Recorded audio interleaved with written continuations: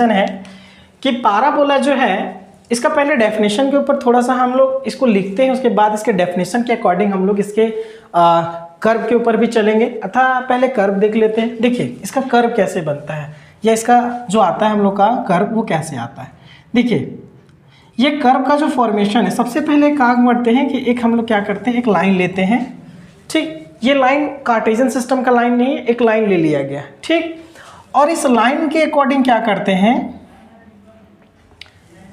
कि हम लोग इसके कुछ पॉइंट्स को लेते हैं, इसके इक्वी डिस्टेंस पे कुछ पॉइंट्स को लेते हैं और इस पॉइंट से क्या करते हैं कि इक्वी यहाँ पे कोई सर्टेन डिस्टेंस लेते हुए जितना लेंथ इसका होगा उतना ही लेंथ आपको इधर खींचना है। ठीक, उतना ही लेंथ से फिर जितना लेंथ इसका होगा उतना ही लेंथ से फिर यहाँ इसको मिला देना है, मतलब ये ऐसे मिलेगा। ठीक, फिर उसी प्रकार से यहाँ से लेना है और फिर ये यहाँ मिलते चला जाएगा। और जब ये ऐसे मिलते जाता है तो ये जो इन पॉइंट्स का जो कलेक्शंस होगा, ये जो पॉइंट हमारा बन रहा है, ठीक, ये जो पॉइंट हम लोग का ऐसे बन रहा है, बोल सकते हैं ये ऐसे जो बन रहा है, दिख रहा होगा। ठीक, और ये पॉइंट्स के कलेक्शन से बना हुआ जो हम लोग का फिगर होगा, ठीक, जो हम लोग का फिगर होगा, क्या बोले फिर से ध्यान से सुनिए कि एक फिक्स्ड लाइन लेना है और एक फिक्स्ड पॉइंट लेना है। अगर नहीं समझ में आ रहा है तो एक बार और हम रिपीट कर रहे हैं। देखिए मेरा कहने का मतलब ये है कि एक फिक्स्ड लाइन लीजिए, ठीक, और एक फिक्स्ड पॉइंट लीजिए। ठीक, और इस फिक्स्ड लाइन से क्या करना है कि कुछ फिक्स्ड डिस्टेंस के ऊपर, फिक्स्ड पॉइंट के ऊपर वहाँ से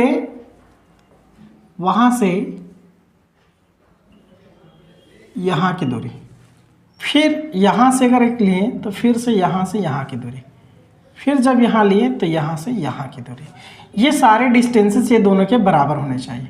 ठीक, वैसे ही अगर नीचे से भी लेंगे हम लोग ऐसे, ठीक, ऐसे तो यहाँ से यहाँ की दूरी, फिर यहाँ ऐसे लिए तो यहाँ से यहाँ की दूरी, ये सारे डिस्टेंसेस क्या होने चाहिए, इक्वल होने। कहने का मतलब अगर यहाँ हम दे देते हैं, मान लेते हैं B1, इसको B2, इसको B3, ठीक, इसका नाम देते हैं P1, इसको P2, यहाँ P3, ठीक, और इसे O नाम दे देते हैं। ठीक, तो ये डिस्टेंस जो हमारा BP1 होगा वो P1 O के बराबर होना चाहिए, P1 O के बराबर होना चाहिए। वैसे B2 P2 जो होगा, B2 P2 जो होगा वो O P2 के बराबर होना चाहिए। वैसे ही B3 P3 जो होगा, जो लेंथ होगा वो O P3 के बराबर होना चाहिए।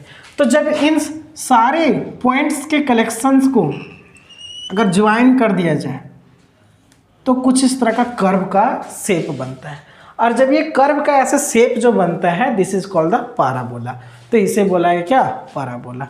तो यहाँ से हम लोग का एक बहुत ही सुंदर इसका डेफिनेशन निकल के आता है, और जो डेफिनेशन निकल के आता है वो डेफिनेशन ये निकल के आता है कि parabola is a set of all the points in the plane which are equidistant from the fixed line and fixed point। कहने का मतलब क्या है कि पाराबोला जो है एक पॉइंट्स का, मतलब बहुत सारे पॉइंट्स का कलेक्शंस का एक सेट है जो एक फिक्स्ड लाइन से किसी फिक्स्ड पॉइंट के ऊपर, कहने का मतलब जो फिक्स्ड लाइन से इसका जो लेंथ होगा इस पॉइंट का, वो यहाँ से यहाँ का एक फिक्स्ड लेंथ होगा, वही फिक्स्ड लेंथ यहाँ से यहाँ तक का होगा। तो वैसे पॉइंट्स का ये क्या है, एक कलेक्शंस है। तो हम लोग कह सकते हैं कि parabola is the set of all the points in a plane. क्या कह सकते हैं, parabola is the set of all the points on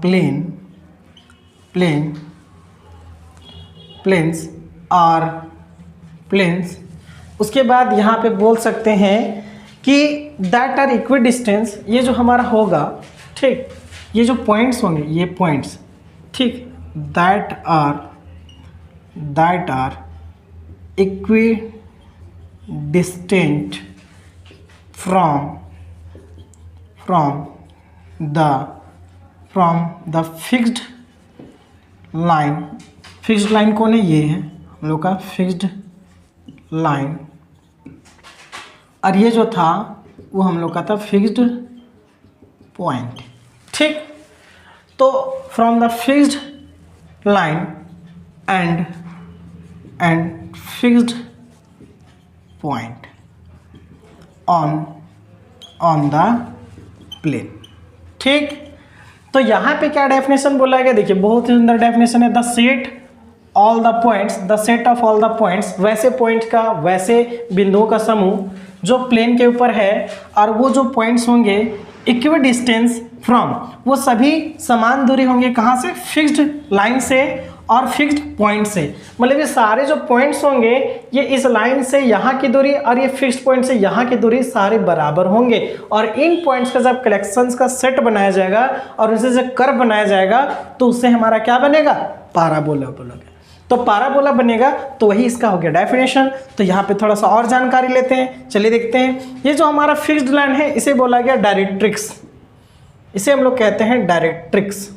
ठीक, ये हमारा हो गया डायरेक्ट्रिक्स, और ये डायरेक्ट्रिक्स जो है this is called the straight line, ये एक स्ट्रेट लाइन है। ठीक, ये एक स्ट्रेट लाइन है, और इस स्ट्रेट लाइन में एक खास बात और है कि ये जो सारे पॉइंट्स है B1, B2, B3, this is called the equi, मतलब ये कह सकते हैं कि इन सारे बिंदुओं के बीच का भी जो डिस्टेंस होता है वो सभी पॉइंट्स का डिस्टेंस होता है इक्वल होता है, हर लेंथ जो है वो सभी का इक्वल डिस्टेंसेस होते हैं। ठीक, जिसके इन पॉइंट्स के सारे कलेक्शंस को अगर मिला दिए तो एक हमारा फिक्स्ड लाइन बना, और वो फिक्स्ड लाइन क्या है, एक स्ट्रेट लाइन है, और ये स्ट्रेट लाइन का नाम क्या दिया गया, डायरेक्ट्रिक्स नाम दिया गया। ठीक, उसी प्रकार यहाँ पर ये जो फिक्स्ड पॉइंट है इसे हम लोग बोला गया ओरिजिन, इसे बोला गया ओरिजिन, जो हमारा सेंटर है। ठीक, जो हमारा क्या हो गया, सेंटर हो गया इस पाराबोला का। ठीक, उसके बाद है इस सेंटर को ही हम लोग यहाँ पे सेंटर के नाम से ना बोल के यहाँ पे हम लोग इसे बोलेंगे फोकस। ठीक, और ये हमारा फोकस जो इसे ओ ना देख करके एफ दे देते हैं। ठीक, एफ, तो ये हमारा फोकस के नाम से जाना जाएगा।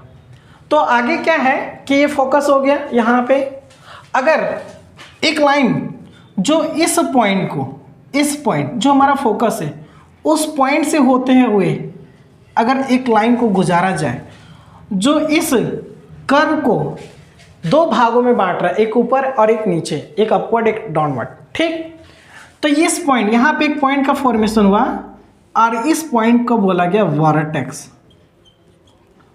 इसे बोला गया वर्टेक्स। बाकी तो ये फोकस है हमारा। ठीक, उम्मीद करते हैं यहाँ तक समझ में आया होगा। तो आगे हम लोग चलते हैं।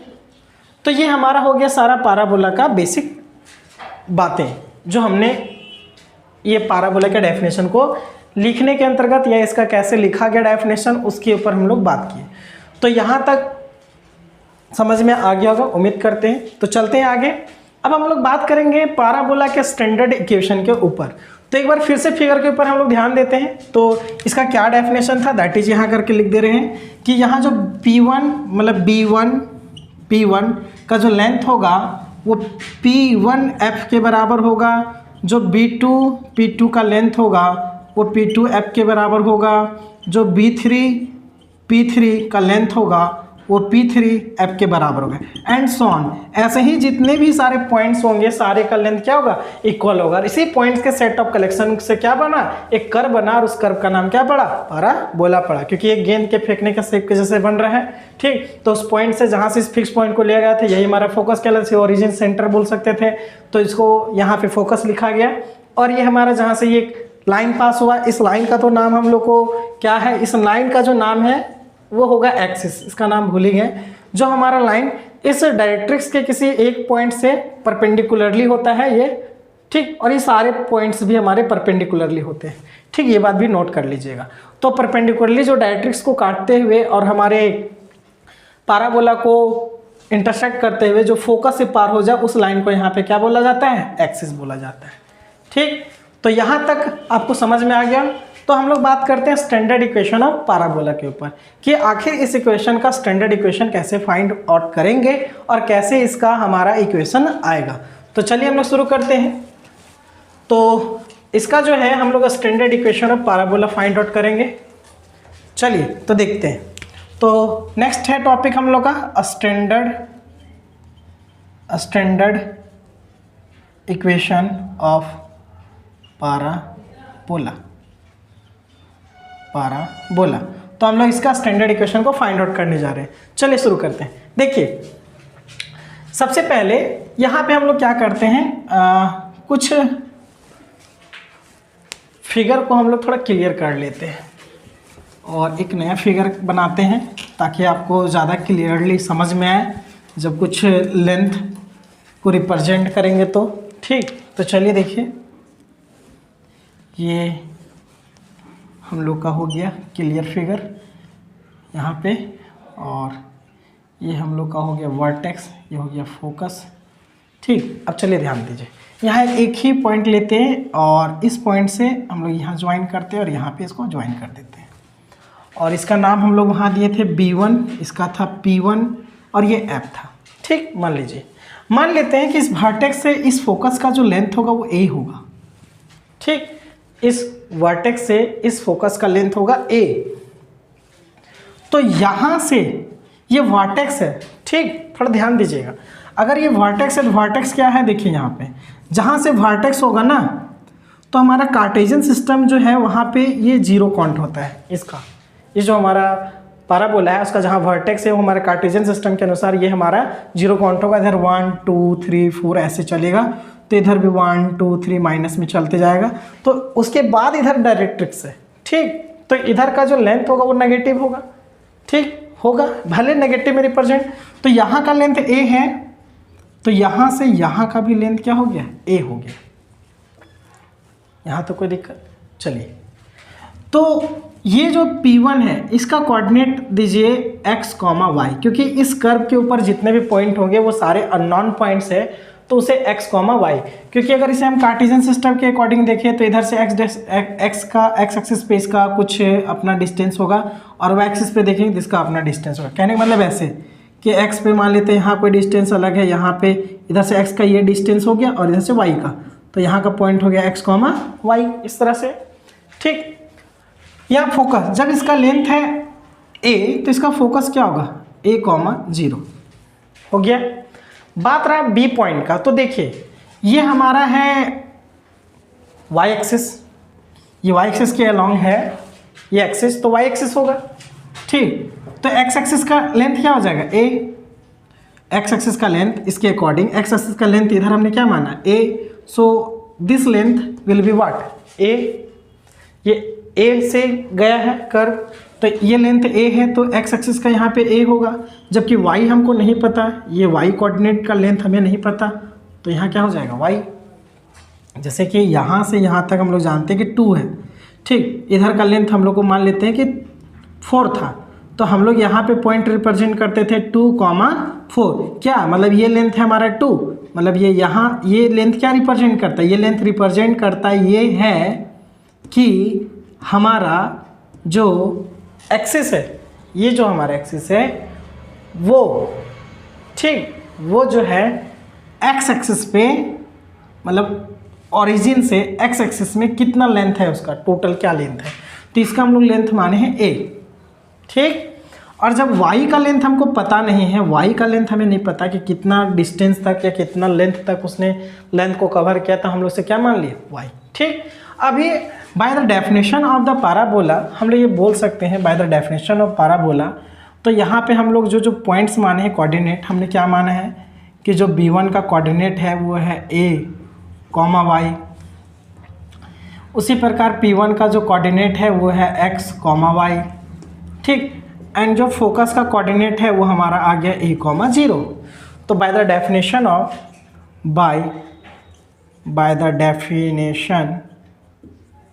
बाय द डेफिनेशन, ठीक, अगर बाय द डेफिनेशन का बात करें पाराबोला का, तो कहना था कि B1P1 का लेंथ जो होगा वो P1F के बराबर होगा। ठीक, मतलब इन दोनों का लेंथ जो होगा बराबर होगा, तो इसका मतलब बाय द डिस्टेंस फार्मूला हम लोग कह सकते हैं कि x माइनस a का होल स्क्वायर,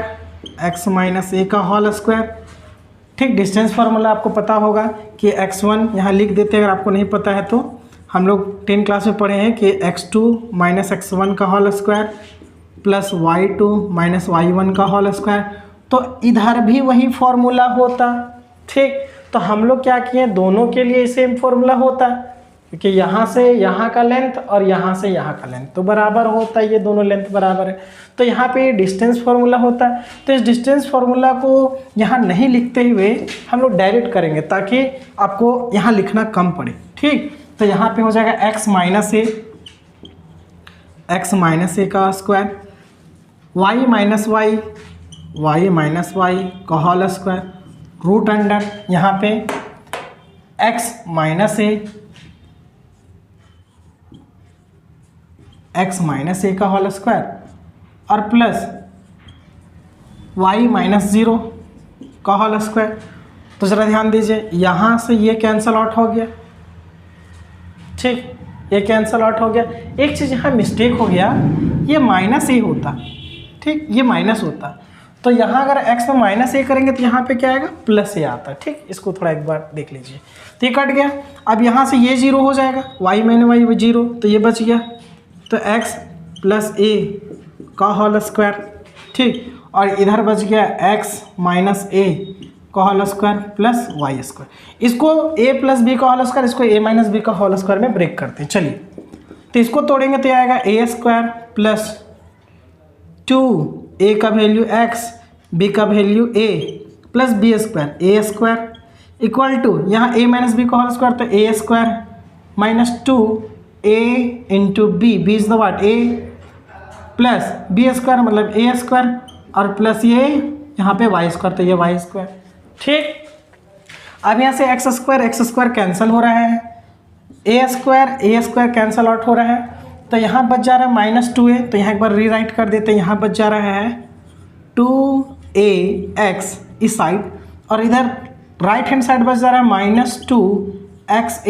इसको थोड़ा अच्छा से लिखते हैं, 2ax लिखते हैं, पढ़ने में थोड़ा सुंदर लगता है, y। ठीक, ये समझ में आ गया होगा। तो यहाँ जो है, ठीक, यहाँ के बाद थोड़ा इधर कर रहे हैं, तो यहाँ पर जो इक्वेशन हम लोग का आया, यहाँ पे इस माइनस वाला को इधर कर दें, प्लस हो जाएगा। ये वाई स्क्वायर को पहले ले, इसको इधर कर देते हैं, तो ये आ जाएगा 2ax प्लस 2ax, ये आ जाएगा। तो हम लोग का आ जाएगा क्या, 4ax।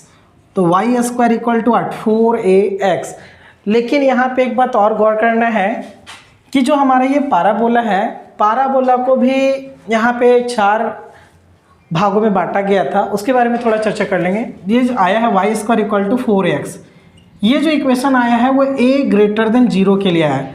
a ग्रेटर देन 0 कहने का मतलब ये है कि जब इसका पाराबोला का फोकस जो होगा, फोकस का जो लेंथ ये a अगर पॉजिटिव है तो उसके लिए ये है। ठीक, ये जो हमारा पाराबोला बना है, इस पाराबोला का नाम है राइट पाराबोला।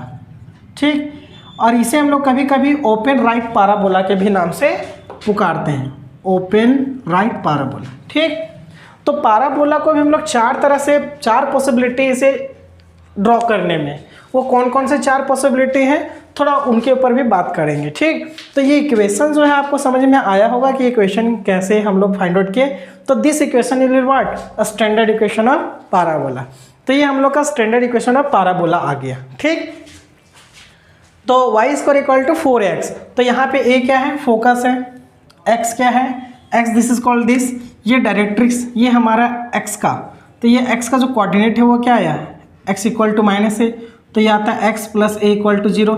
तो ये इस डायरेक्ट्रिक्स का क्या हो गया, इक्वेशन भी हो गया। ठीक, अगर आपको कभी डायरेक्ट्रिक्स का इक्वेशन निकालने के लिए बोलेगा या डायरेक्ट्रिक्स का वैल्यू, तो ये a का वैल्यू निकाल के यहाँ पे पुट कर देना, जो आएगा आंसर। तो डायरेक्ट्रिक्स हो गया और ये हमारा वैल्यू हो गया इसका स्टैंडर्ड इक्वेशन। तो और आगे चलते हैं, ज़रा इसके फिगर्स के ऊपर बात करते हैं। जो इसके 4 पॉसिबिलिटी है, पहला पॉसिबिलिटी तो ये हमारा राइट साइड है। ठीक, जो हमारा वर्टेक्स होता है, इस वर्टेक्स के ये राइट साइड है, इसलिए इसका नाम पड़ा राइट पाराबोला। अगर ये लेफ्ट होता तो इसका नाम पड़ता लेफ्ट पाराबोला। अगर यही कर्व ऊपर की ओर बढ़ता तो ये कहलाता अपवर्ड पाराबोला, और अगर ये नीचे की ओर बनता इसे कहते हैं हम लोग डाउनवर्ड पाराबोला। ठीक, तो इसके ऊपर भी हम लोग बात करते हैं। चलिए, तो देखते हैं। चलिए, तो अभी हमने बोला कि इसके 4 पॉसिबिलिटी है। पहला पॉसिबिलिटी यहाँ पे छोटे छोटे फिगर में छापते हैं, ये डायरेक्ट्रिक्स है। पहले तो ये जिसका फोकस A,0 है, ठीक, A,0, A,0, तो इसका जो स्टैंडर्ड इक्वेशन आया y² =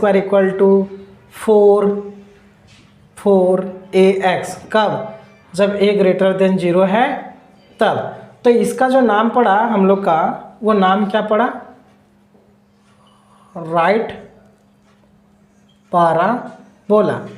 जब ये x एक्सिस के साइमेट्रिक है, जब ये x एक्सिस के साइमेट्रिक है, ठीक, या x एक्सिस के अलोंग है, देखिए यहाँ x एक्सिस है, तो x एक्सिस के अगर ये कर्व साइमेट्रिक है, इसको कैसे पढ़ते हैं जरा देखिए।